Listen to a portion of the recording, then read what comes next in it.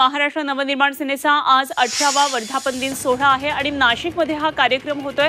मनसे अध्यक्ष राज ठाकरे यांच्या उपस्थितीत पक्षाची बैठक आणि वर्धापन दिन मेळावा आज होतोय आणि या मेळाव्यासाठी राज्यभरातून मनसेचे सर्व पदाधिकारी उपस्थित आहेत। लोकसभा निवडणुकांचे रणशिंग राज ठाकरे आज नाशिकमधून फुंकणार आहेत। तेव्हा आज ते या मार्गदर्शनपर मेळाव्यामध्ये वर्धापन दिन या सोहळ्यामध्ये नेमकं काय बोलतात, कोणाला लक्ष्य करतात, गेल्या काही दिवसांपासून युतीबरोबर जाणार का अशा अनेक चर्चा होत होत्या। त्या दृष्टीने राज ठाकरे नेमके काही संकेत देतात का हे बघणं अत्यंत महत्त्वाचं ठरणार आहे। त्यामुळे राज ठाकरे यांच्या आजच्या वर्धापन दिनाच्या या मेळाव्याकडे आणि त्यांच्या भाषणाकडे संपूर्ण राजकीय वर्तुळाचं आणि कार्यकर्त्यांचं लक्ष लागलेलं आहे।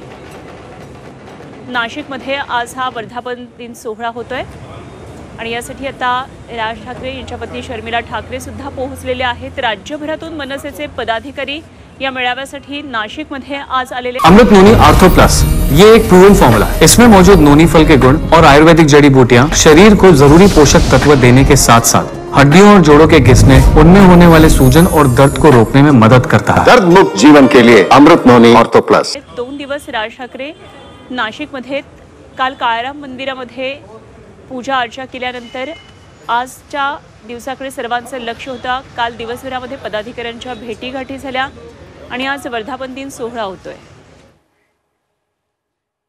आजही राजसाहेबांनी केलेलेच प्रोजेक्ट नाशिकमध्ये उठून दिसतात किंवा प्रचाराचे मुद्दे असतात। सो मला पूर्ण खात्री आहे की नाशिक हा मनसेचा बालेकिल्ला होता आणि भविष्यात देखील राहील। मागच्या 5 वर्षात लोक आमच्यापासून काही मतांच्या रूपाने दूर झाली असतील, परंतु येणाऱ्या निवडणुकीमध्ये ही सर्व लोक सन्माननीय राजसाहेबांच्या पाठी उभी राहतील आणि म्हणून आम्ही आमची नवीन सुरुवात नाशिकपासून सुरुवात केली आहे। आमचा 18वा वर्धापन दिन, ज्याला म्हणतात की एखादा मुलगा 18व्या वर्षी तरुण होतो, सो आमच्या तरुणपणाची सुरुवात पुन्हा एकदा आम्ही नाशिकपासून